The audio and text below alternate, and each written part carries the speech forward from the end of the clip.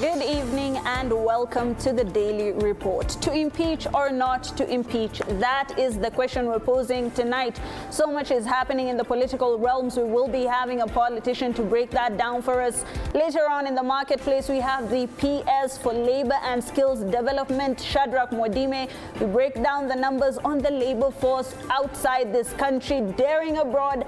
How are Kenyans doing? You have a lot, ladies and gentlemen. Let's have the highlights.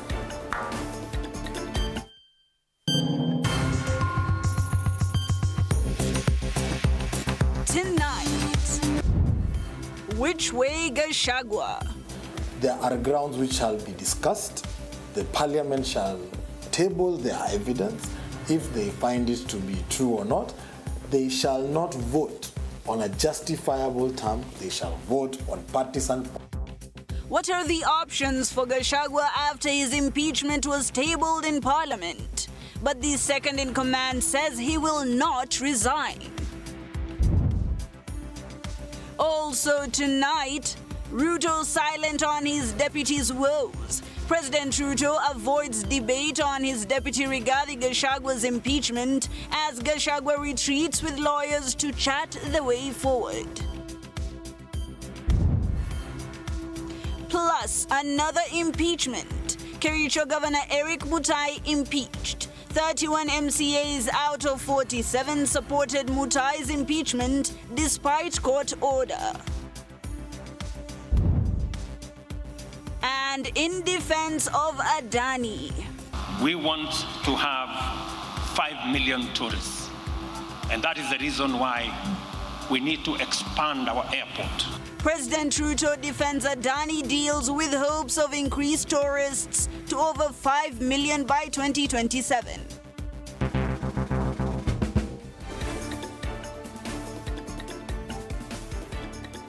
All right, welcome once again to this live broadcast. My name is Hibaq. On sign language interpretation tonight is Irene Chebiwot. To start us off, after the tabling of an impeachment motion in Parliament, Deputy President Rigathi Gachagua is clearly a man fighting for his political survival, but with what appears to be dwindling options in his quest to successfully navigate the murky waters. He is currently in, as it were, constitutional pundits think that while his fate lies in the hands of Parliament, political intrigue might just blight his chances, leaving even more limited options available for him. Options that include the traditional refuge of the courts and one other radical move. Moige William interrogates these options. Geoffrey Rigathi Gachagua, a man who could be facing some of the longest nights of his political life that now hangs in the balance.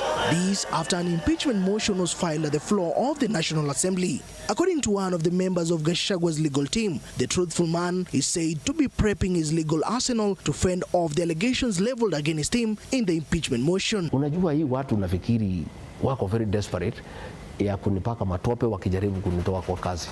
Lakini they will be shocked. The heat turning up on Gachagua after 291 members supported the impeachment motion tabled by Kibwezi Member of Parliament Mwengi Mutuse, accusing Gachagua of an array of issues, among them uttering of divisive and insightful utterances, violating national cohesion and integration, undermining the president, corruption and economic crimes, gross misconduct, bullying, among others. With this list of damaging accusations, a section of constitutional lawyers fell at this stage Gachagua might not survive the onslaught. Jinsi ya kumngatua naibu wa rais mamlakani ina nguzo za kisheria za kikatiba, lakini mawimbi ambayo yanawezesha kumngatua mtu mamlakani ni mawimbi ya kisiasa. If the political class are able to governize themselves and say whether what we are saying makes sense or not, we have done our duty, then they will have their way. However, these legal minds further believe that political scheming might carry the day in the move to hang a noose on Gachagua's political neck. Even so, the stipulation outlined in the 2010 Constitution places a high threshold to any attempt to bundle out any occupant of the Harambee Annex office. The beauty of the law we have, the MPs will use this Constitution to impeach him. he will also use this constitution to go to court. The judges will use this constitution. A section of parliamentarians through social media have not shied away in giving a snippet of what awaits Gachagua if he opts to go through the impeachment motion by defending himself. Kapsaret Member of Parliament Oscar Sudi, taking to his social media accounts, shared that, and I quote, "No one has an issue with the majority of leaders from the mountain, save for one ill-behaved character. Even his replacement will surely come from the mountain." End of quote. Elsewhere, Labour Cabinet Secretary Alfred Mutua strikes an interesting tone, one wrapped in the idea of patriotism. And I quote, "We are one country, one people, and it will remain so. That is why this motion of impeachment of rogue Deputy President Rigathi Gachagua is not about politics, but about saving Kenya's soul." End of quote. Kila mtu alikuwa anafurahi nikiongea Kikuyu, nikiongea Kimeru, nikishinda kwa mlima, nikisanya kura. Makosa iko wapi nikitembea mlimani? Makosa iko wapi nikichunga mambo ya watu wetu kama huyu Mwiti, kuhakikisha ya kwamba kama Kome ametoka huyu amepata? Iko makosa gani? Mimi sioni makosa yote nimefanya, kwa sababu hakuna mtu hana kwao. The impeachment motion against Deputy President Rigathi Gachagua being a dichotomy of legal and political. Now, constitutional pundits warn that during this process, politics might take the day. Mwige William, TV47, Nairobi. Thank you, Moige. Now, the Mwengi Mutuse-led petition to impeach Deputy President Rigathi Gachagua has sparked a complex array of emotions among Kenyans and political leaders. Today, in Nyeri County, Governor Mutai criticized President William Ruto for perceived betrayal of his deputy, at the same time emphasizing the resilience of the Mount Kenya region and their support of Gachagua. The discourse continues to evolve, revealing layers of political sentiment and backstage lobbying. Ruga Eval with the details. Deputy President Rigathi Gachagua stands at the forefront of the political discourse, with Governor Mutai of Nyeri presently accusing President William Ruto of betraying the Mount Kenya region, insinuating that his political armor is beginning to tarnish. But we still tell the president he has an opportunity, then a golden opportunity to bring back his support in the mountain. Nobody should lie to him that he is as popular as he used to be. With each passing day, more Kenyans are stepping forward to voice their sentiments regarding the movement to impeach DP Rigathi. Sasa tukisikia kwamba Gachagua anakuteka maendeleo kama hiyo, Gachagua maziko, tunasema kwa umoja, Gachagua maziko. In Nyeri County, widely regarded as his bastion, there are indications of dissatisfaction regarding the manner in which the bill has been presented. This even as the DP's family weighs in on the debate. Kwa nini wanasema nini? Siwangetuambia sababu ile inafanya ati amwagushe. Sisi hatufurahishwi na hiyo maneno hata kidogo. However, conflicting opinions have emerged from various regions, including Laikipia, Narok, Makueni, Nakuru and Bungoma. Kenyans expressing frustration with the inconsistent political landscape of Kenya, devoid of a solid foundation for ideology or principle, let alone development, and urge legislators to focus on motions that would yield tangible benefits for their employer, the citizens. Siasa mbaya, maisha mabaya. Siasa mbovu, mchezo mbovu. Lakini siasa mzuri ni maisha mazuri.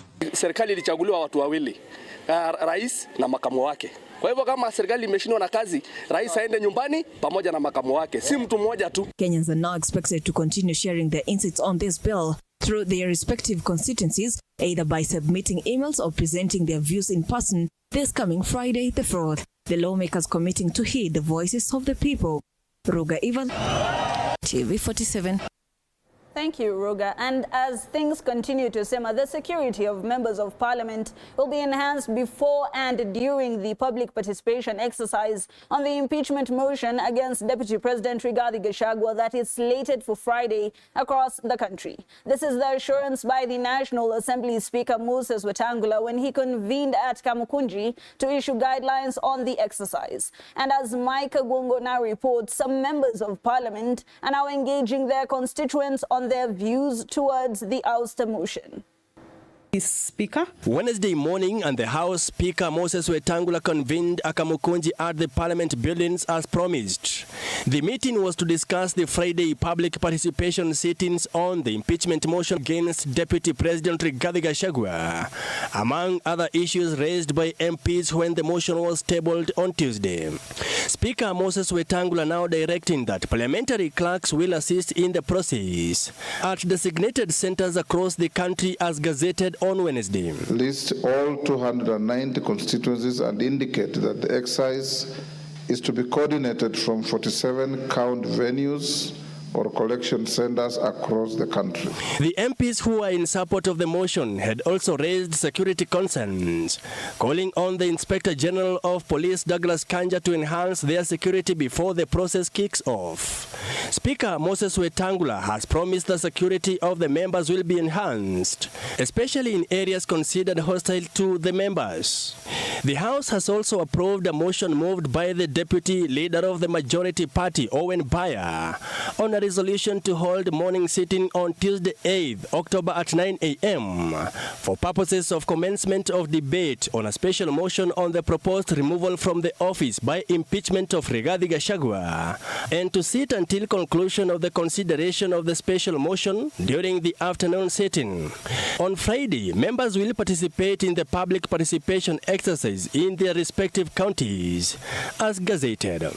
There are members who are, however, faulting Speaker Moses Wetangula on his remarks on the impeachment over the weekend, led by Starehe MP Amos Mwago, who has called for Wetangula's resignation.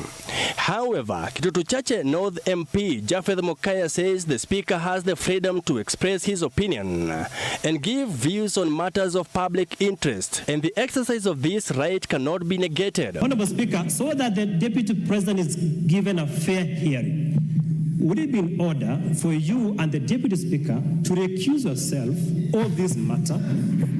We have a panel of speakers in this House so that the Deputy President can be given a fair hearing before the floor of this House.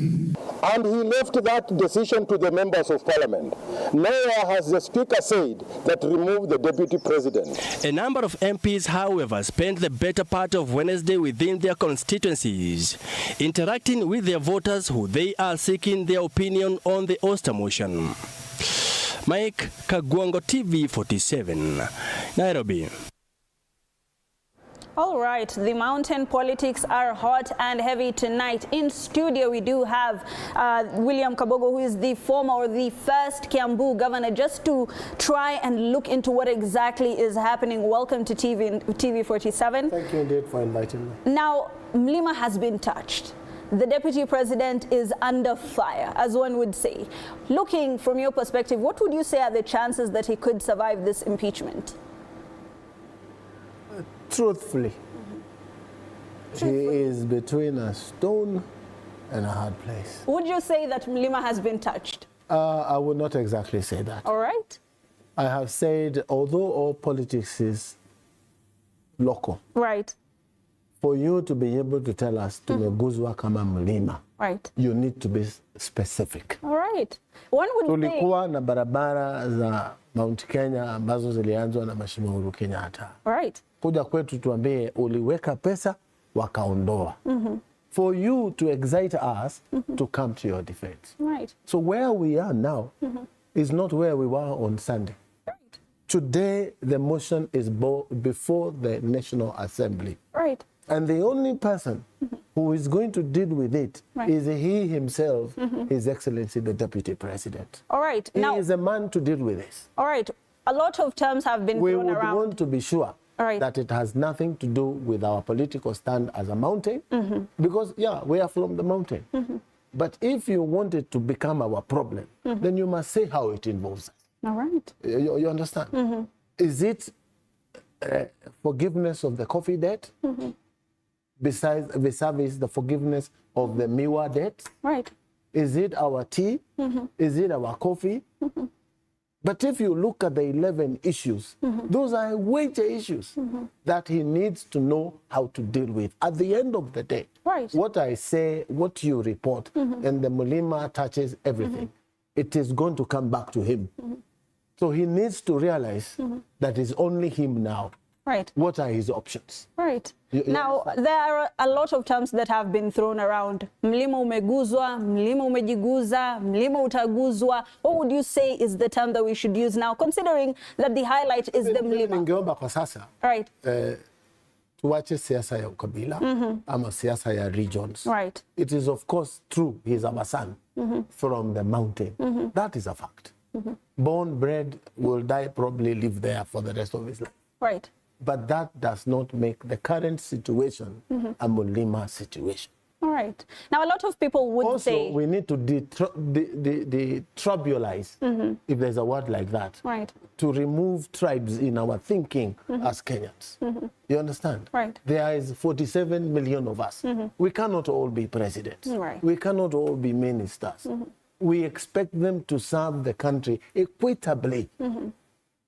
Equitably. Right. If it is the issue of one man, one vote, 1 shilling, how far did it go and it met stumbling blocks? Tell us. Now, William, you would agree that, you know, the Kenyan political scene is very tribe-initiated, tribe-centric. Let's not be idealistic, are we going to wait for right? Gen Z? Are we going to wait for Gen Z to detribalize our country? Maybe we need to start with ourselves who are there. When you speak Kenya. Sasa hii story ya waziri ni mtu yetu anapigwa. Waziri, for example, a minister, when he is under siege because of scandals of maize, etc., you know them, you've heard them. Of course. Then we go as the people of Meru or Tharaka and go and say, wachaneni na mtu yetu. What are you telling the country? So you're saying that Lima has nothing to do with the impeachment? I would imagine so far, because I have no information that Gachagua was fought because of things he did asking for favors for Mount Kenya. If there is, I would be the first one to fight for him. Now, let's nationalize this. Let's nationalize this, William. Right. You also need to understand that the deputy president and the president's relationship is like a marriage. Right. This is now a broken marriage. Right. We know the story of one right, who is the deputy president here said his. The president has not said his piece. Now, But would you say... silence is our strategy. Would you say, in your perspective, that, you know, the president did say that he would never put his deputy in a situation where he'd be embarrassed? Would you say that the president has abandoned his deputy? I would ask myself, before I decide whether he has gone against, and I am not speaking for President William Ruto. Right. I'm only being genuine. Did Mheshimiwa Deputy President put himself in this situation, or is it William Ruto, the president, His Excellency, who has put him in this situation? And who finally, can tell us? Only them. Right. And finally, who would you say, you know, from your perspective, is the kingpin of Mount Kenya? You know, that is a term that is always talked about. Kingpin, I don't know who. Raila is the leader, de facto, always, of that region. You heard Mheshimiwa Gachagua say that our kingpin is Mheshimiwa Uhuru Kenyatta. That was not the situation before, but that is his position now. The senior most surviving and living person is Uhuru Kenyatta. But that does not make me a lesser leader from the mountain. Right. Kila mtu anakwao, you know that. Kuna mtu wa Garissa, ambao ni wa Northeastern, kuna Mupwani, kwa kina Joho. Every region has leaders. Right. Not one, many of them. But we seem to have some theory, a narrative, that there must be one who coughs and everybody goes quiet. So what would you say are the top three? Now, would you imagine that I would say I'm not one of them? I would assume that you'd put yourself in that position, but let's remove you. We have a few of us. Right. But that is not what is on trial now. Okay. But we have a few of us. Leaders emerge. Right. So, in the avoidance of doubt, if Kabogo is not there, there will still be others. So Kabogo and others. Yes, Kabogo and others. You can count them. They are there with huge experience. But nonetheless, I want to tell my friend Rigiji, find a way of wriggling out of this thing. Find a way. Swim out of this thing one way or the other. Thank you so much, William Kabogo, the first governor of Kiambu County. Now, despite numerous opportunities to address the matter, President William Ruto has remained tight-lipped on issues surrounding the impeachment of his deputy Rigathi Gachagua. On the other hand, the DP claims that the impeachment motion wouldn't come to this part or wouldn't come this far without the blessings of his boss. The president, in the meantime, speculations continue in the run-up next week as we look at the showdown in Parliament. Take the nearest seat. The efforts to oust Deputy President Rigathi Gachagua are approaching fever pitch. The whole country ablaze with the debate on the audacious and unprecedented plan. Interestingly, amid the high-octane scheming and speculation, the president's silence on the matter speaks volume.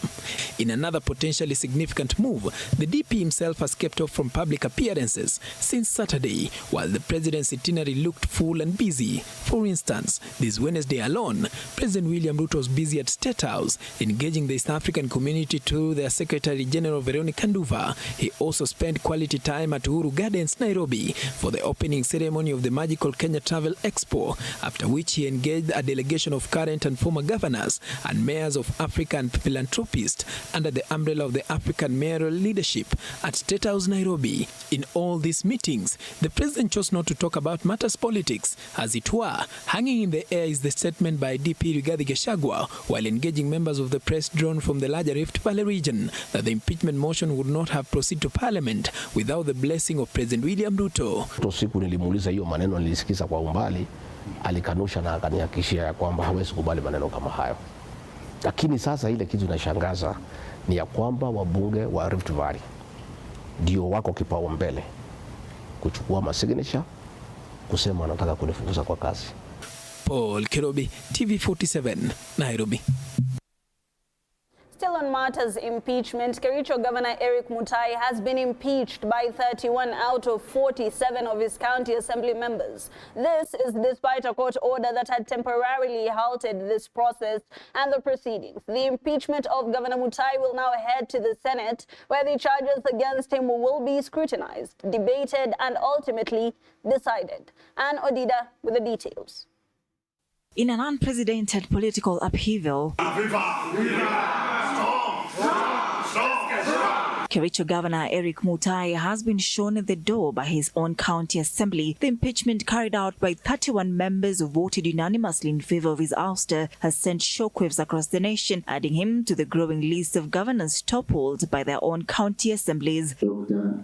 Eric Mutai stands impeached. But what makes this case extraordinary is the dramatic sequence of events leading up to the vote. Just a day prior, the High Court, through Justice Joseph Sarkon, issued an order halting the county assembly from proceeding with the impeachment until the matter was heard on October 15. The impeachment motion initiated by Sigowet Ward MCA Kiprotich Rogony listed a slew of damning accusations against Governor Mutai, key among them gross abuse of office, where he was accused of mismanaging county resources, violating the constitution and using his position for personal gain. The most shocking claims, however, were those of sexual misconduct. It is alleged that several female employees came forward with reports of harassment and coercion by the governor. Mutai was also implicated in an illegal land grabbing scandal, where he reportedly led a group of people to seize private land, demolishing structures and establishing an unauthorized dump site. The MCA claimed the governor bypassed legal procedures and approvals. The governor has variously committed constitutional wrongs that subvert the structure of the county government. However, 16 Kericho MCAs out of 47 boycotted the session, and with the 31 moving swiftly to vote in favor of his removal, Governor Mutai now faces the toughest political test of his career as the matter heads to the Senate. If the Senate upholds the county assembly's decision, Mutai will be permanently removed from office and barred from holding any public position. His case now joins in that of former Meru Governor Kawira Mwangaza, who was impeached earlier this year, making 2024 a tumultuous year for county executives in the country. Anne Odida, TV47. Thank you, Adida. Today being the second day after the SHA rollout, Kenyans are still struggling to access services. Many forced to pay cash to clear their hospital bills, and many Kenyans have also received an SMS message to inform them that their NHIF accounts have been migrated to the Social Health Authority portal. Elizabeth Atieno now tells us more. At the Vihiga County Referral Hospital, we visit the male ward where we meet Peter Esendi, ailing from a heart condition. Esendi has been admitted in this hospital for more than 4 weeks and is now in distress as he will be forced to cater for the hospital bills using cash as his NHIF card is no longer operational. Nimekaa hapa hospitali mwezi moja, nadaiwa shilingi 70,000 na 200 na kitu juu. NHIF imekuwa shida, nilienda huko chini wakaniambia akaunti yangu hawajatuma pesa yoyote. The situation is not different among other patients in this hospital. Sina njia ingine because I've been buying drugs kama hii drug ya meningitis nimenunua over 20,000. In Nakuru County, patients with chronic illnesses, including those in need of kidney dialysis, have been left stranded as the NHIF to SHA transitions gains momentum. Many forced to pay in cash to access medical services. Sasa tunauliza serikali, kama tunaitishwa pesa kama hii, wanataka tuende wapi? What do we do? Ama wamedeclare death sentence on dialysis patients. Remember, we have scheduled clients for the 116 sessions within a week, and we have to seek a space for the influxes that are coming in. The Ministry of Health and the SHA Board have started transferring data of the about 9 million NHIF registered members to the new Social Health Authority, with Kenyans receiving an SMS alerting them on the same. And to send them messages to tell them to confirm the migration by dialing *147#. The SHA Board has confirmed that there have been challenges in the rollout as claims processing have been stalled because of the biometrics failure. The registration process, I would say, was successful up to about 80-85%. And why I'm not giving it 100% is because it was evident that when many people tried to get into the system got clogged. In a statement sent to newsrooms, the Ministry of Health, through the Principal Secretary for Medical Services, Mutai, has urged health facilities to ensure no patient is turned away and that essential treatments such as kidney dialysis, cancer care, and maternity services remain fully accessible. Elizabeth Atieno, TV47. Thank you, Elizabeth. For the first time since the saga began, the President, William Ruto, has gingerly touched on the Adani Group controversy, revealing more about his plan to expand Jomo Kenyatta International Airport in a bid to boost capacity to meet the target of 5 million tourists by 2027. The President spoke at the launch of the Magical Kenya Travel Expo. Anastasia Mukabi tells us more. Shortly after a section of Kenyans raised concerns on the Adani Holdings deal, the president has for the first time publicly waded into controversy surrounding the Indian investors' deal. By 2027, as I have said, we want to have 5 million tourists. And that is the reason why we need to expand our airport. At the launching of the 2024 Magical Kenya Travel Expo, the president announced a visa-free policy for tourists to explore Kenya and a digital nomad work permit to enable workers from across the world to work in Kenya in a bid to boost the tourism sector. We have implemented a visa-free policy, making it easy for us to welcome people from every part of the world, both tourists and business travelers, to visit Kenya, and for all our visitors to come home without any difficulty. Another milestone of introduction of digital nomad work permit. Additionally, Ruto pointed out that the Kenya Kwanza government has introduced a new electronic authorization for transit passengers at JKIA, allowing tourists to explore Kenya. We are introducing a transit and long connection travelers electronic travel authorization, which enables transit visitors to step out of the airport and explore the beauty of their home away from home. The Tourism and Wildlife Cabinet Secretary Rebecca Miano said that the expo will play a big role in driving tourism and provide a reliable platform for networking for entrepreneurs. Today marks a historical moment in our industry as we gather here to reimagine how to promote Destination Kenya.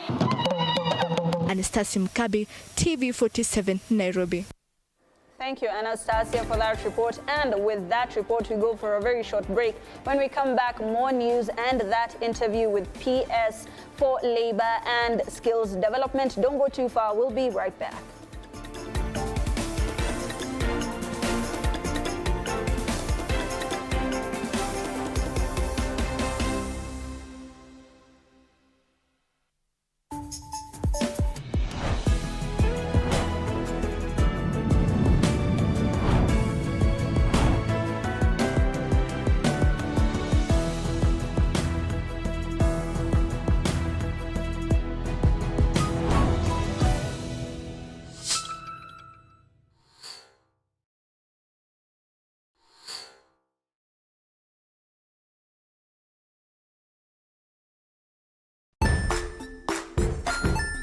Hey there friends, welcome to Kids on the Block, where fun and imagination come alive.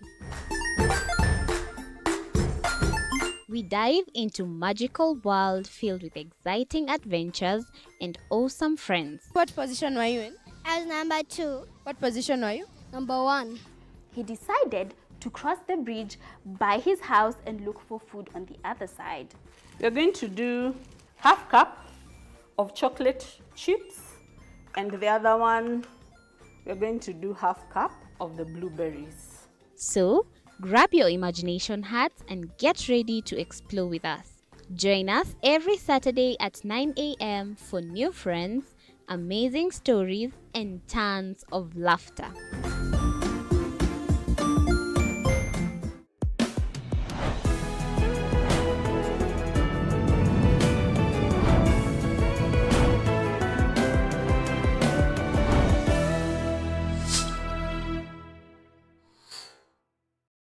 Join us as we explore the journeys of those who defy the odds and break barriers.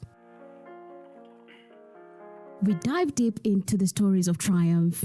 Sometimes when parenting a child with a special need or whatever disability, family life becomes a bit complicated and you may end up raising the child on your own. Here, we inspire. I have a farm which one we showcase with other dyslexic youths and autism, how to farm. Motivate. It's never easy, but what we do, the best thing is to work with another parent who has an elder child than yours. And break through the barriers one story at a time. Push your boundaries beyond the limit. Saturdays at 8 p.m.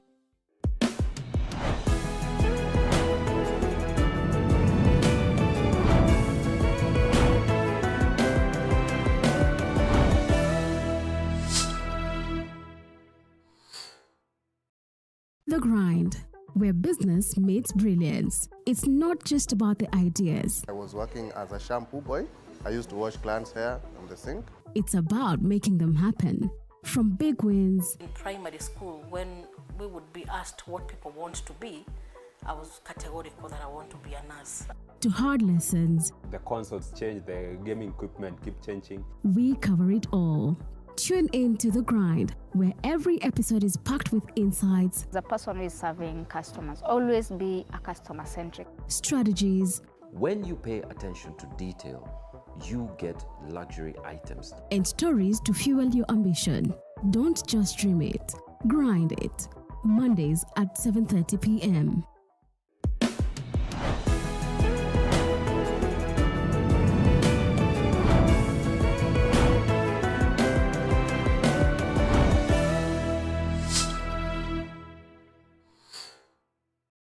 Jiunge nasi tunapoangazia safari za viongozi bora.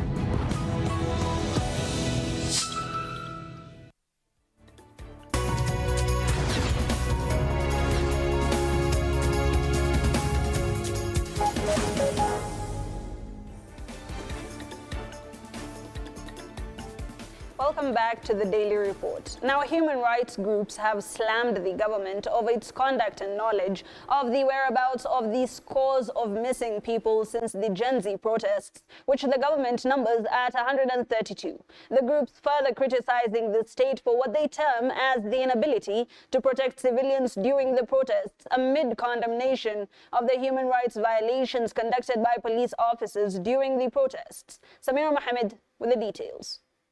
Then where are they? Because they know where they are. 3 months after the series of protests witnessed in the country, a section of human rights organizations have strongly condemned human rights violations and atrocities committed by police officers against protesters. It's time that police brutality really has to come to an end. We continue to see the profiling of young people. We continue to see young people, including just yesterday, when Morara was arrested arbitrarily, and we cannot continue with this level of intimidation. The lobby groups have questioned the government on its role in arbitrary arrests, abduction and missing persons, further slamming the government for its failure to protect the protesters during the Gen Z-led anti-finance bill protests. Most important is honestly to stop with all the arbitrary arrests, to stop disappearing people. Remember, the government is responsible for the safety, protection of each and every Kenyan. The groups have challenged figures presented by Interior Cabinet Secretary Professor Kithure Kindiki before the Parliamentary Security Committee on the number of the 132 missing persons. They further claim that the statement made by Kindiki is a clear indication that the government is aware of the whereabouts of the missing persons. Cabinet Secretary for Interior, he did mention last week that indeed there are hundreds, at least there's 130-something persons missing. Then where are they? Because they know where they are or what has happened to them. They should have. The security system should be able to follow up and tell us where these are. They further protested against the Assembly and Demonstration Bill 2024, sponsored by Mbeere North Member of Parliament Geoffrey Ruku, which outlines the provision for how an assembly is conducted to safeguard public property and protect lives. The government will have supreme powers to regulate public demonstrations if a new bill is passed into law. According to the law, any individual who plans to hold a protest must notify authorities within a period of 3 to 14 days prior. Current bill that has been proposed in Parliament, the right to assembly and demonstration. We want to state categorically that this bill should not see the light of day. I think. Samira Mohammed for TV47. All right. Thank you so much, Samira, for that. Now, we're going to be talking matters labor tonight on the marketplace. We already have the principal secretary for that State Department, Labor and Skills Development. We're just going to be asking him how exactly, that is happening. Shadrach Mwadime, how are you? Welcome back to this studio. Thank you for having me. Really now, of course, you've been in this particular State Department for a while. Things have gained traction in the past few weeks, few months. We're seeing opportunities in the European scope. How exactly will people benefit from that? First of all, you have to appreciate that the unemployment rate in Kenya is extremely high. Right. We have about 5 million young people who are out there without employment. And you must appreciate, even from an economic perspective, there are some who are underemployed, which means the skills that they have are not being utilized to the maximum. All right. PS will be talking about that in detail during the marketplace, but now we still have sports. So let's go through sport news.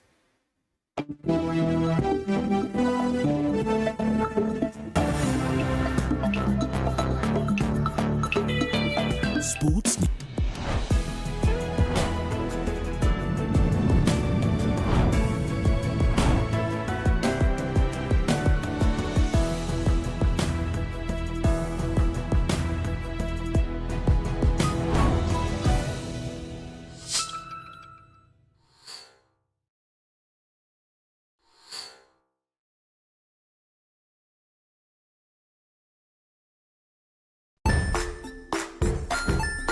Hey there, friends. Welcome to Kids on the Block, where fun and imagination come alive.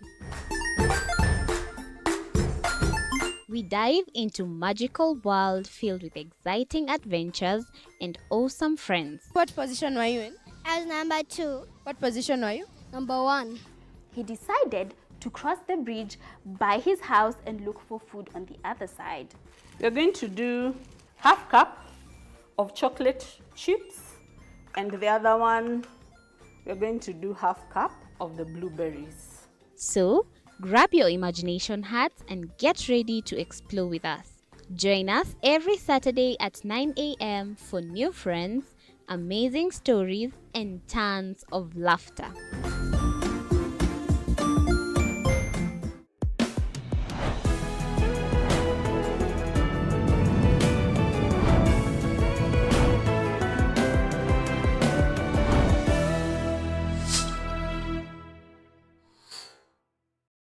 Join us as we explore the journeys of those who defy the odds and break barriers. We dive deep into the stories of triumph. Sometimes when parenting a child with a special need or whatever disability, family life becomes a bit complicated and you may end up raising the child on your own. Here, we inspire. I have a farm which one we showcase with other dyslexic youths and autism, how to farm. Motivate. It's never easy, but what we do, the best thing is to work with another parent who has an elder child than yours. And break through the barriers one story at a time. Push your boundaries beyond the limit. Saturdays at 8 p.m.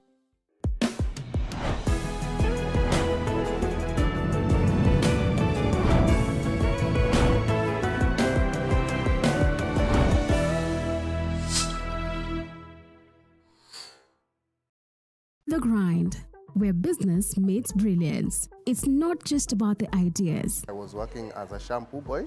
I used to wash clients' hair on the sink. It's about making them happen. From big wins. In primary school, when we would be asked what people want to be, I was categorical that I want to be a nurse. To hard lessons. The consoles change, the gaming equipment keep changing. We cover it all. Tune in to The Grind, where every episode is packed with insights. The person who is serving customers, always be a customer-centric. Strategies. When you pay attention to detail, you get luxury items. And stories to fuel your ambition. Don't just dream it, grind it. Mondays at 7:30 p.m.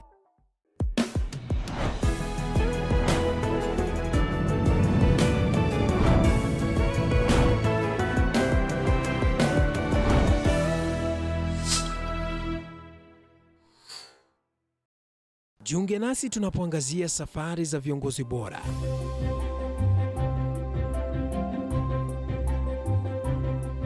Kutoka kwa ushindi mkubwa hadi masomo magumu. Wakati wetu kwamba wasichana si wa kusoma, ni wa kuolewa, ng'ombe ipatikane, wazazi wakuwe watajiri. Tunashughulikia yote. I wish I were a better investor. My parents taught me how to look for things for myself. Tazama Mfahamu Kiongozi, ambapo kila kipindi kimejaa maarifa, mikakati na hadithi za kukuza azma yako. For me to succeed, I have to fight. Kila Alhamisi saa 1:30.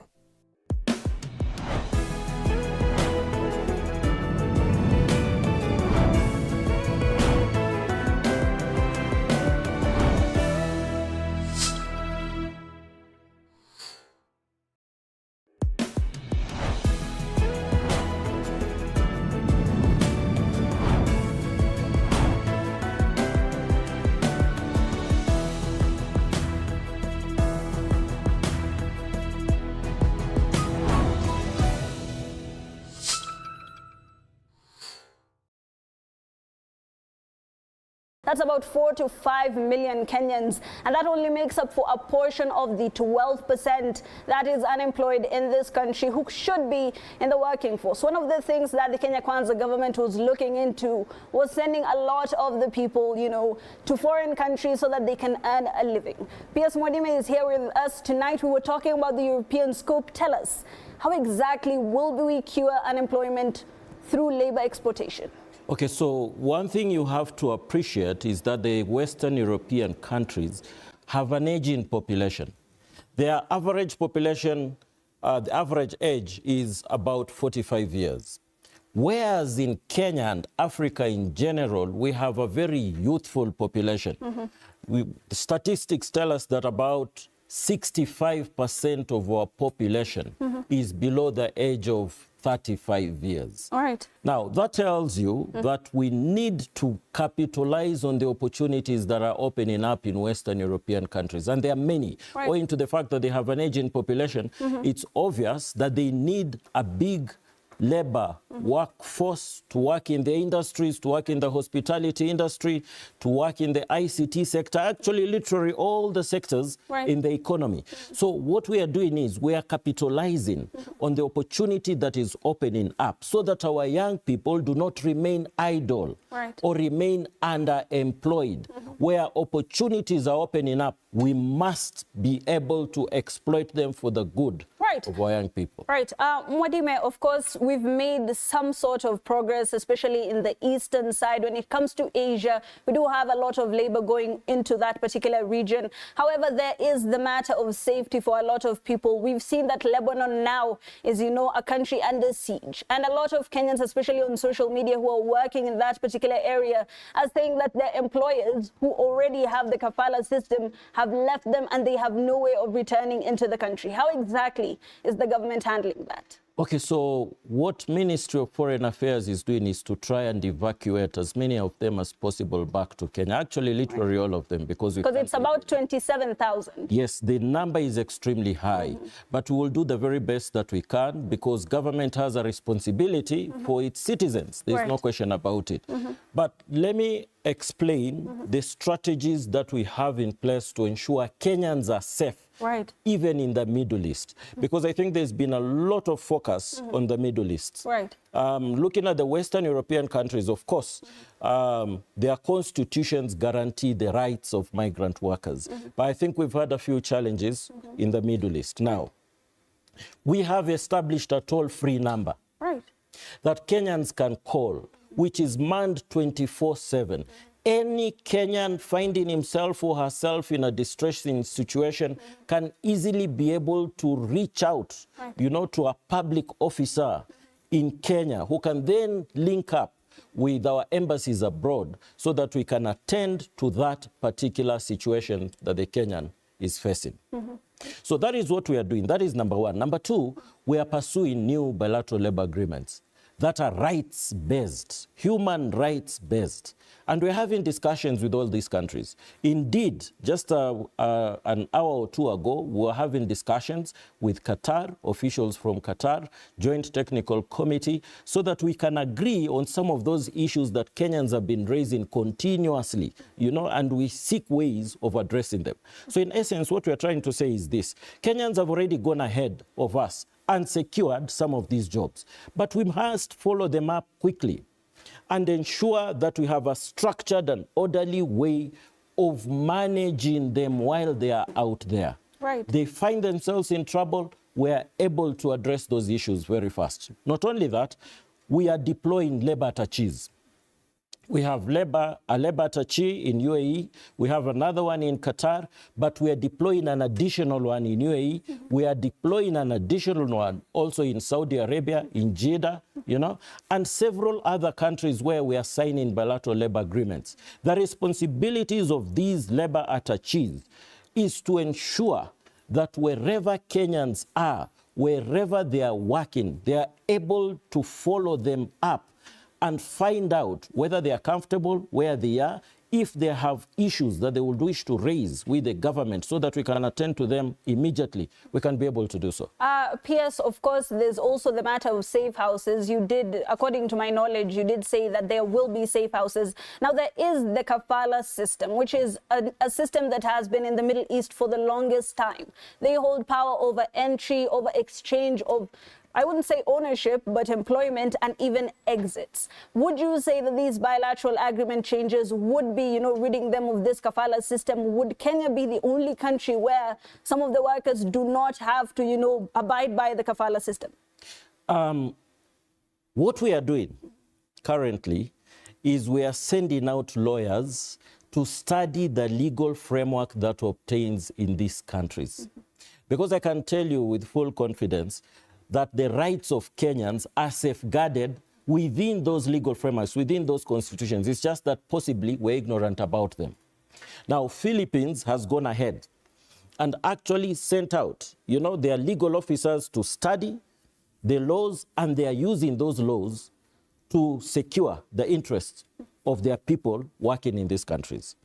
So in essence, what I'm trying to say is we have a two-pronged approach. One, to study their legal framework, get to know it pretty well, so that a Kenyan finding himself in a distressing situation, we can use the same law to protect, this Kenyan, to safeguard their interests. But number two, the bilateral labor agreements that we are revising, because we had signed a number of them with these Middle East countries. Yes, as I said earlier on, are human rights based, and therefore they will be able to address these malpractices. Right. Now, how much time is enough time? Because I know already a lot of the workers are complaining that there isn't a complete system in place. These are not, systems that have been set up. They have no way to reach the Kenyan government. How much time is enough time? We are moving with a lot of speed.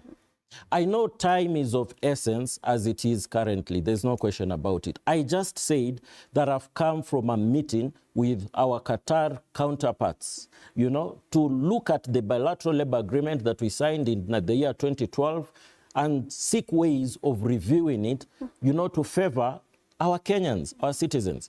We are doing the same with Saudi Arabia. We have already shared a draft with them. And our labor attaché is doing a follow-up of it. Not only our labor attaché, our ambassador also is at the top of things, doing a follow-up, on the same.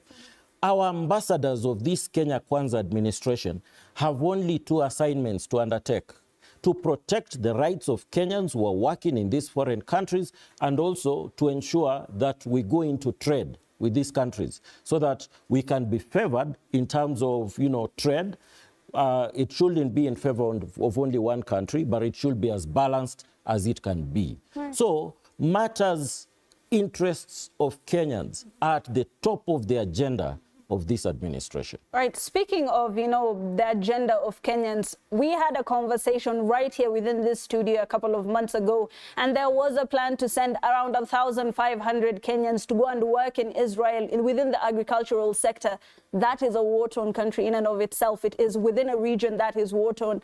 What exactly is the system or the approach of safety that the government is using? Okay, so again, the bilateral labor agreements, because as I said, it's a structured way of ensuring that the interests of Kenyans are taken care of. We haven't signed a bilateral labor agreement with Israel yet. Right. And that is the reason why we haven't deployed them yet. Okay. So the moment we have it signed, I know it is a war-torn country, but we will ensure that they go to areas where they are not active in terms of the war situation between them and the Palestinians.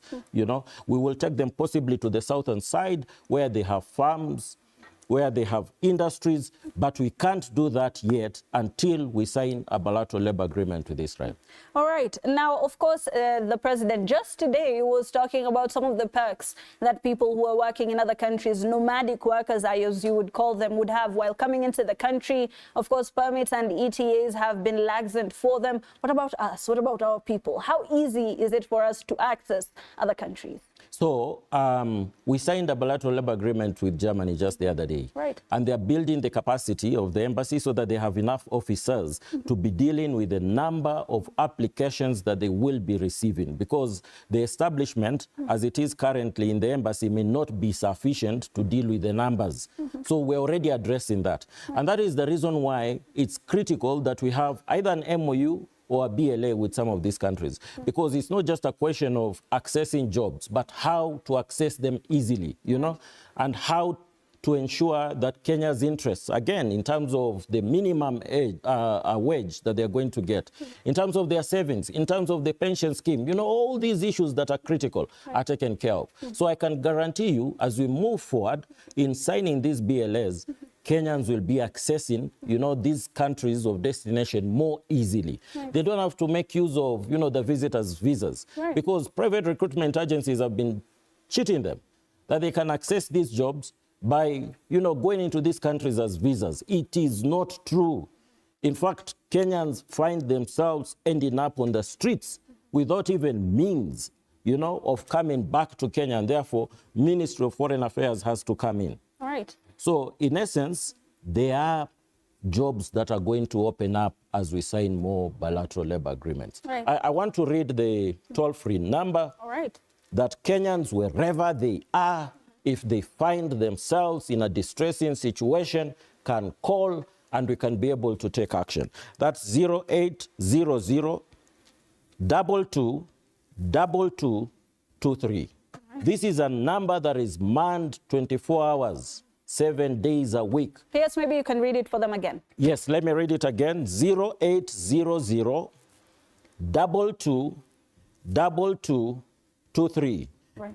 Even a Kenyan who has a relative out there can be able to share this number so that then we can take action, yeah, to safeguard the interest of that Kenyan finding himself or herself in a troubling, situation. Right. P.S. There's a double-edged sword situation that we have here, catch-22, if you will. Now, a lot of Kenyans are saying that we're one of the most educated workforces within the African continent. We deserve professions that are, at par with what we've learned. And the president keeps on saying that there are jobs available abroad, but people are not taking it up as much as they should. But the people are saying that the jobs that have been availed to us are, casual laborers, blue-collar jobs, and we want the white-collar jobs. What is holding us back from accessing the white-collar jobs? What is holding us back is the arrangements that we have with these governments. What's taking so long then? I know within the Middle East, the kind of jobs that have been available are for unskilled labor. But we are pursuing, BLAs for professionals. We are pursuing a BLA with Saudi Arabia for professionals. We are pursuing a BLA even with the United Kingdom for professionals, because the BLA that we have currently is for medical staff and in particular nursing officers, And Germany is open also for professionals, yeah? And we are pursuing Canada also. That's another lucrative market that we can capitalize on. We are pursuing the former Eastern European bloc countries. That's another lucrative, market that we can pursue. And for all these countries that we're pursuing, it's for professionals. Right. It's not unskilled labor, but for professionals. The lowest level that we intend to look at for unskilled labor is possibly those who have gone through very short-term, training courses, like plumbing, and many others, tailoring, and the like, who can go and also be able to secure employment. But as you can see, that is not purely unskilled labor. Right. They have some skills that they can make use of, mechanics at low levels and the like. So our aim is to ensure the highly skilled Kenyans can gain employment there. Right. And let me explain, because a number of times I'm challenged about also professionals accessing these markets, that it will lead to brain drain. The other side of the coin of brain drain is brain gain. We are being very strategic about it. We want them to go to these countries, find technology as it is currently, at the highest level where it is, get this technology and transfer it back home. So we are sending them to transfer knowledge, know-how back into our country. And mind you, Kenyans are very patriotic. If you are to look at the statistics that we have currently, the 4 million Kenyans who are all over the world, last year they remitted $4 billion US. That's about 663 billion Kenya shillings. You can imagine if you are to push it to 1 trillion, it will be a quarter of our national budget. So we are getting foreign exchange. And indeed, if you look at the previous traditional foreign exchange earners, you're talking of cash crops like coffee and tea, you're talking of hospitality industry. Diaspora remittances have superseded what we've been earning traditionally, through cash crops and what have you, right, in terms of our foreign exchange. All right. So in essence, what we're trying to say is this. If Kenyans will be able to develop a culture of saving, even as they are working out there, then they can transfer this money back home as an investment. And with the technology that they have, Kenya will be industrialized and they will be able to employ their younger brothers and sisters. So looking at it as a strategy, it's going to work to our own advantage in terms of expanding our economy. All right, we're going to be delving into that much further when we come back from this short break. We want to see agencies, labor exploitation, some of the nitbits and nitty-gritties that is within that process, how Kenyans are responding to it and how Kenyans want, those opportunities or don't want them. Do send in your comments on the numbers and, of course, the social media handles on your screen. We go for a short break. We'll be right back.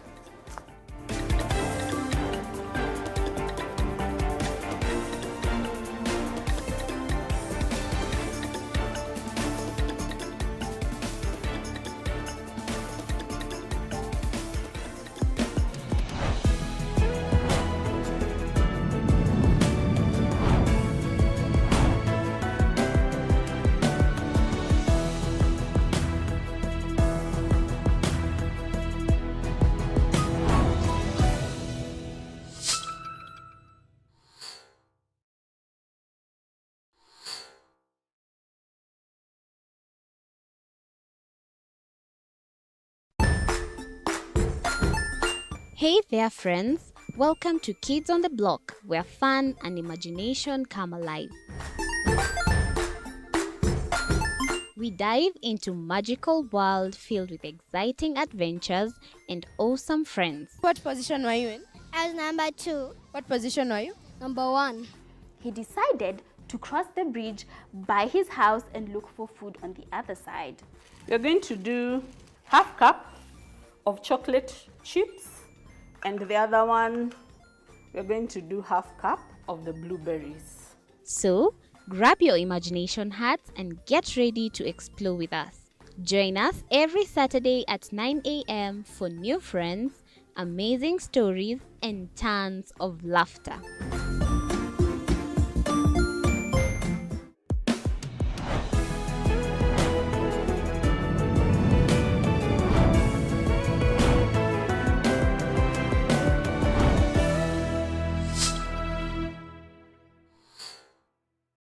Join us as we explore the journeys of those who defy the odds and break barriers. We dive deep into the stories of triumph. Sometimes when parenting a child with a special need or whatever disability, family life becomes a bit complicated and you may end up raising the child on your own. Here, we inspire. I have a farm which one we showcase with other dyslexic youths and autism how to farm. Motivate. It's never easy, but what we do, the best thing is to work with another parent who has an elder child than yours. And break through the barriers one story at a time. Push your boundaries beyond the limit. Saturdays at 8 p.m.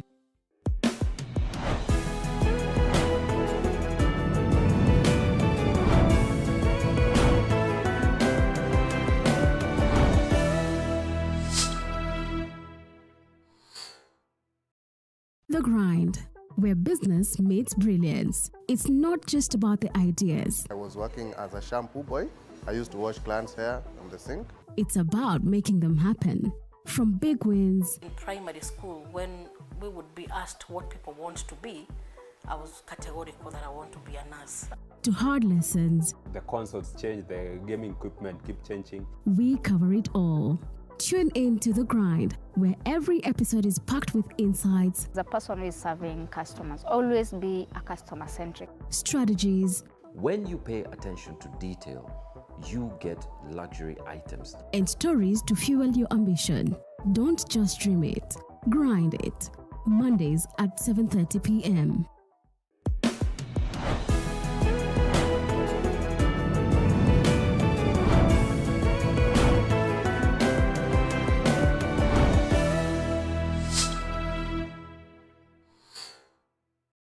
Jiunge nasi tunapoangazia safari za viongozi bora.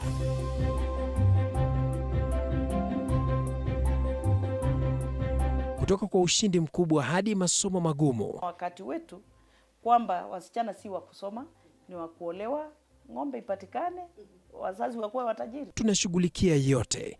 I wish I were a better investor. My parents taught me how to look for things for myself.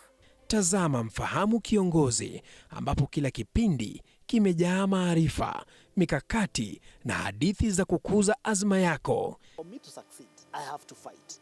kila Alhamisi saa 1:30.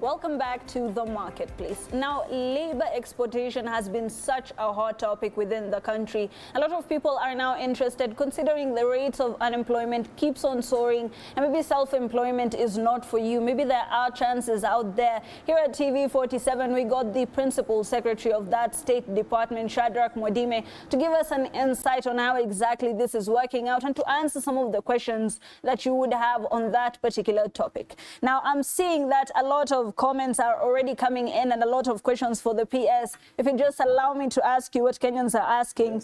One of the Kenyans is asking, these jobs in Saudi Arabia for nurses, do I need to pay for an agency fee? How exactly do people go about it? Okay, so there are two arrangements.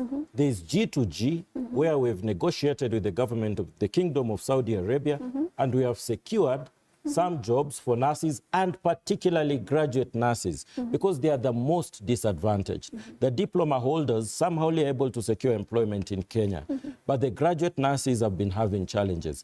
And therefore, we have negotiated with the government of Saudi Arabia. We have an opportunity of 2,500 graduate nurses who can be absorbed by the Kingdom of Saudi Arabia to work in public hospitals, government hospitals, not private hospitals, but government hospitals.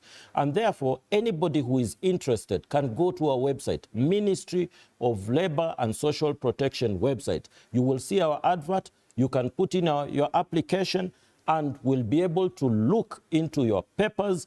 If all your papers are in order, then we will invite you for an interview and eventually allow you to go to Saudi Arabia. There are quite a number who have already gone, by the way. About a month ago, 27 went. But there are others also who are going to private hospitals, and also there are others who are being processed by private recruitment agencies. So it's the responsibility of this young Kenyan either to go to our website or alternatively to go to the National Employment Authority website. They will see the private recruitment agencies that have advertised for both government nursing jobs and also public nursing jobs. And they can apply and they can, and I want to give a guarantee, particularly for nurses, you know, the anxiety that has been there concerning their rights, whether they are going to be trampled upon.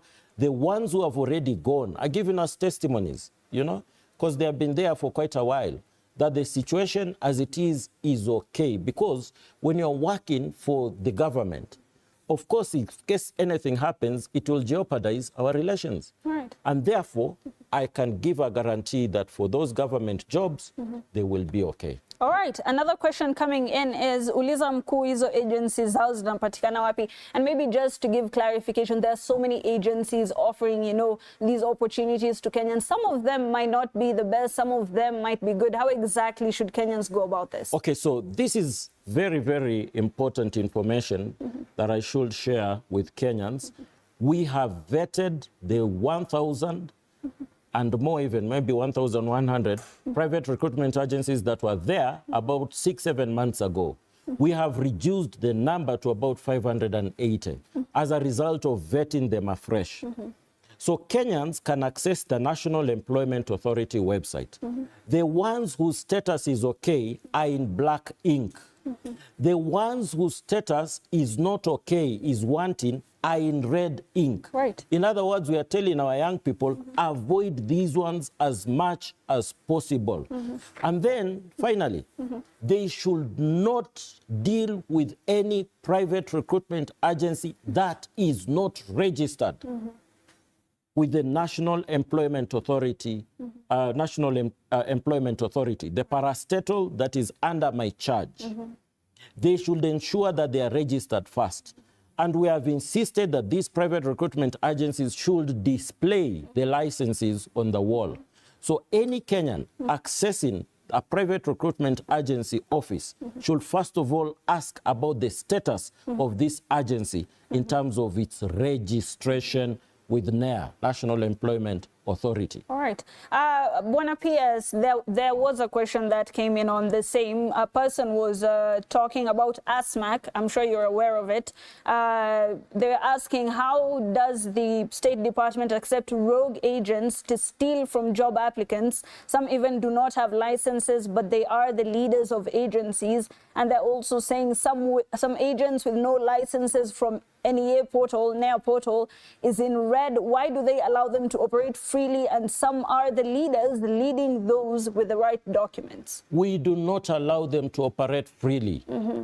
The reality is, the moment we find a PRA is conning Kenyans, we raise that issue immediately with the security agencies, with the police, with the CID, because we work very closely with these security agencies. Indeed, they are part of the vetting committee. Right. So the moment we get these complaints, I had shared the toll-free number. Right. Kenyans should be able to access the National Employment Authority through that toll-free number. You're not supposed to pay anything for it because that's critical information you are giving us to safeguard your interests, you know? So the moment we get this information, we share the same with the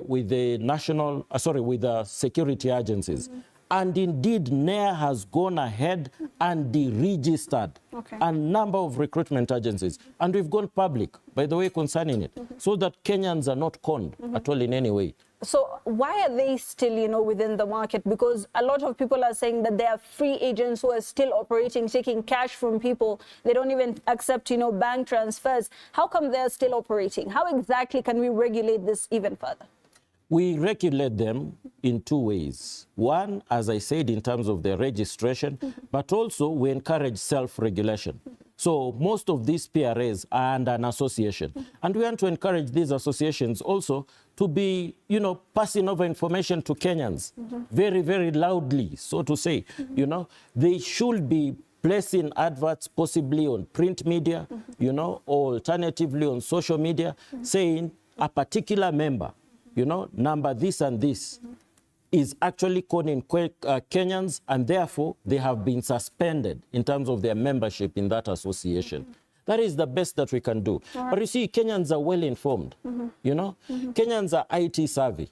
Really, it doesn't take too much for you to access the National Employment Authority portal and check whether the PRA is registered or not, or whether it was registered before, but it was found wanting, and that is the reason why it's on the red.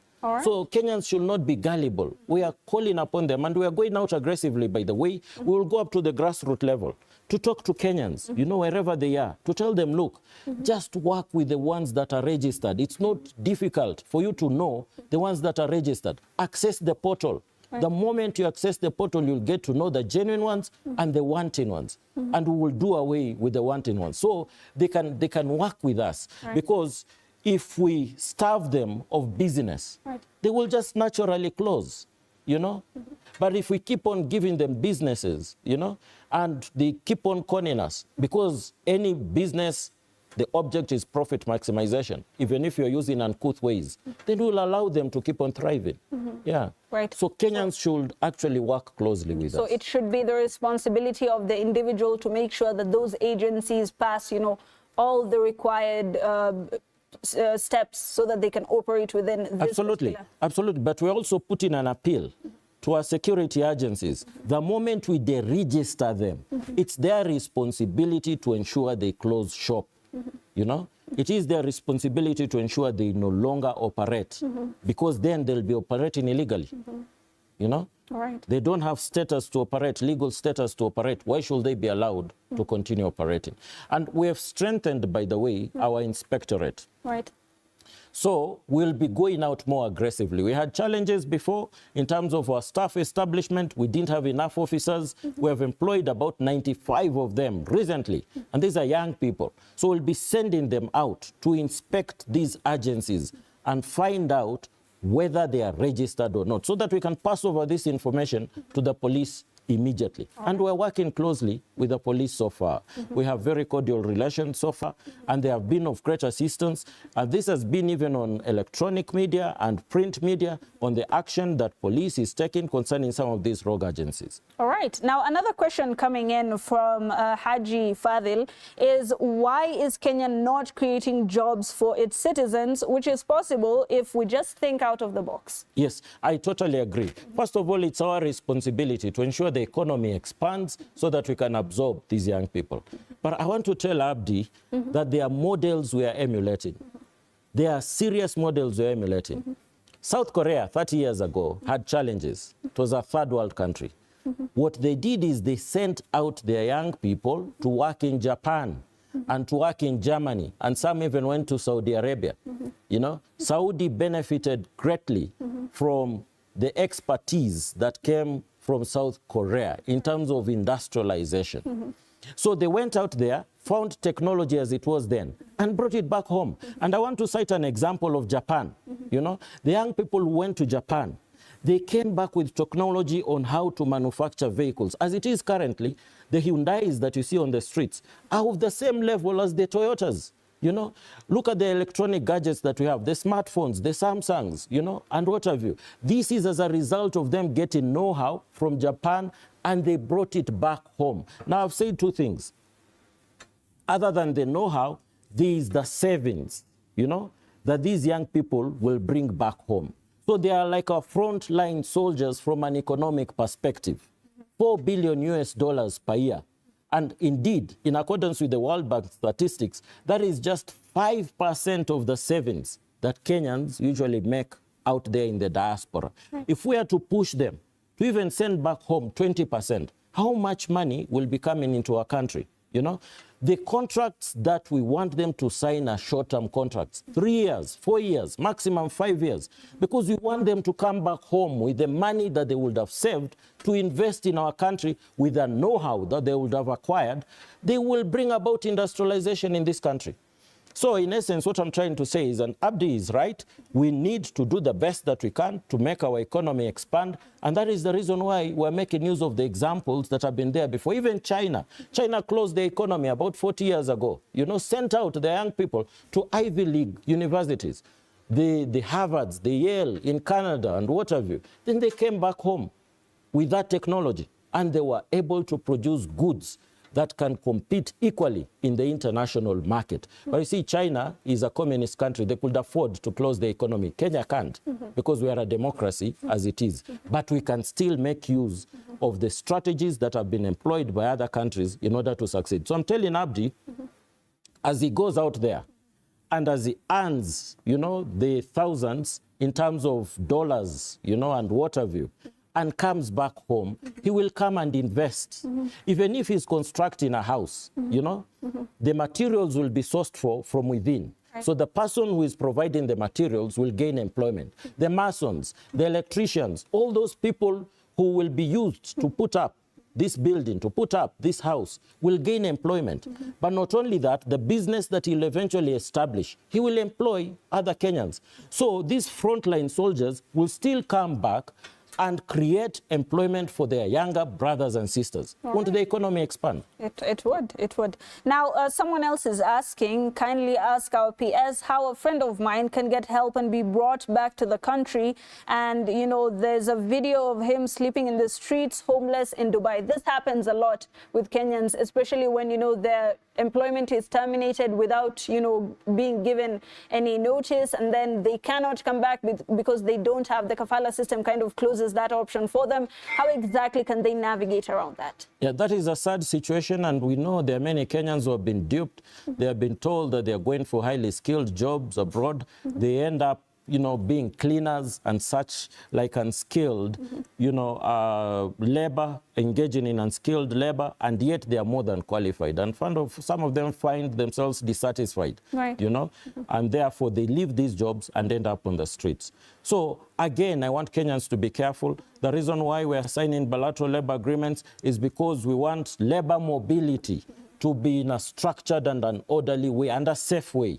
You know, I have to insist on that. But if they find themselves in that situation, as I said, our ambassadors, the Kenya administration ambassadors who are deployed recently have been given, you know, the mandate to ensure they take care of the welfare of Kenyans, unlike before. Right. So they should get in touch either with the National Employment Authority through the toll-free number or our labor attaches. We have a labor attache in UAE whom they can get in touch with. You know, and we're sending an additional one so that they can get in touch with them and we will seek ways on how to bring them back home. This is sad.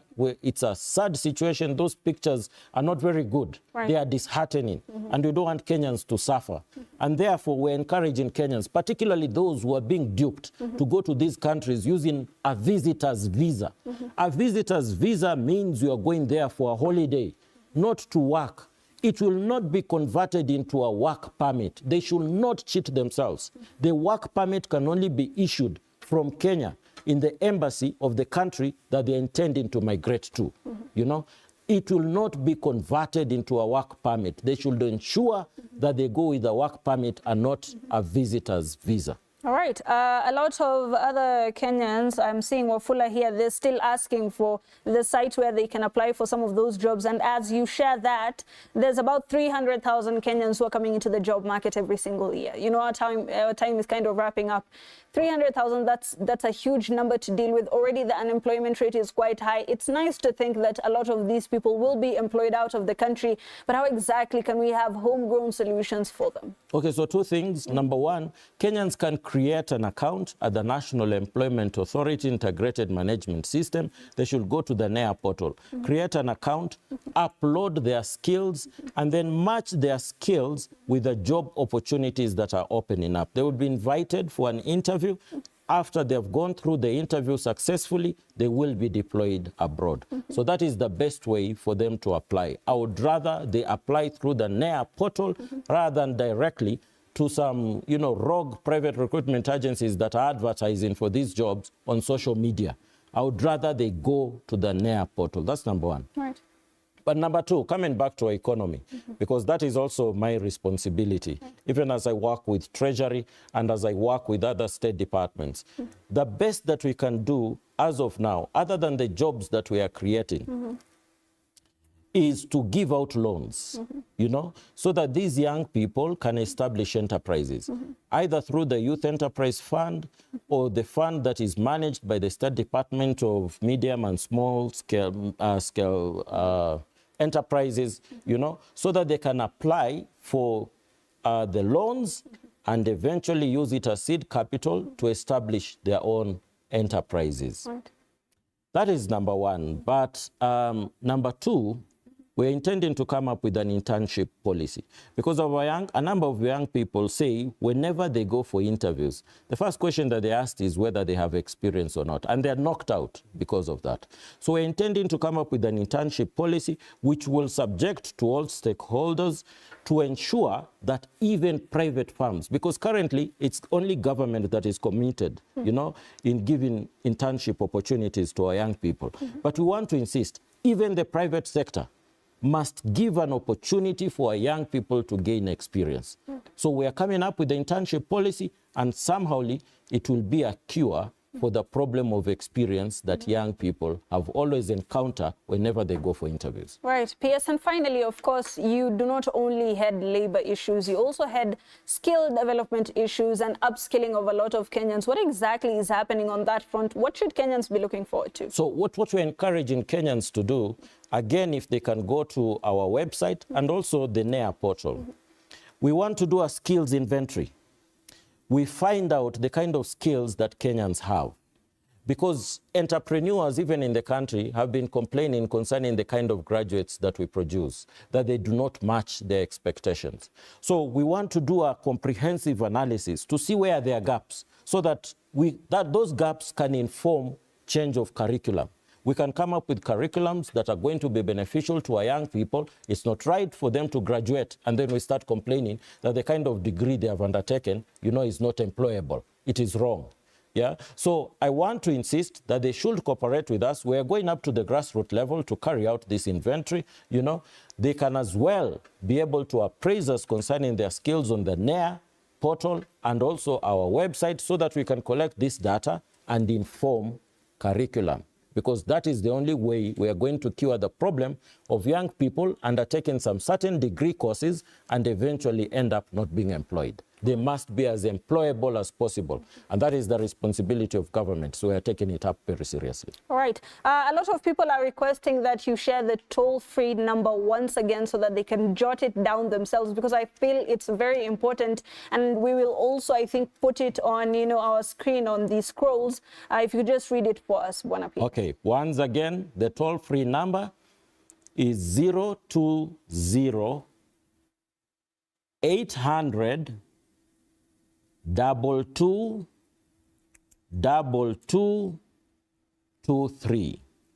That is 020 800 2223. And you can also get us on Twitter, on X, at Labour SPKE. You can also get us on Facebook, Ministry of Labour and Social Protection. Or you can send an email to our address, or email address, that's ps@labour.go.ke. Right. So there are various ways that Kenyans can communicate with us. All right. Other than the socials, the number is, let me just repeat, 020 800 222223. Right? That's 020 800 222223. If anyone is in distress somewhere out of this country that you want to be helped by the government, you could just have that, and you could send some of the requests that you have to the ministry as well, so that they can deal with anything that happens that's not within the country. The embassies could come to help you. I know there are a lot of countries that Kenyans are working in that are not the safest at this moment, and in as much as we do not have, a lot of control on geopolitical issues, we could do our best to help Kenyans who are not within the country. And thank you so much, P.S. Modime, for even sharing that for the public. That would be the end of this particular interview. Thank you so much for engaging me, and thank you so much for sending some of your questions. It was adamant that we go through some of these things. There are opportunities. You could dare abroad, but dare carefully. Try to find, jobs that are within the realm of reason. Do not go for things that are too good to be true. They say that, all that glitters is not gold. So be very careful. Thank you so much once again for joining us for this conversation. This has been The Marketplace. Until next week, where we delve into matters that concern you, your business, and the way you earn your living. That's good night from us. Have yourselves a very lovely night. And on sign language interpretation tonight has been Irene Chebi Watt. Have yourselves a very lovely evening.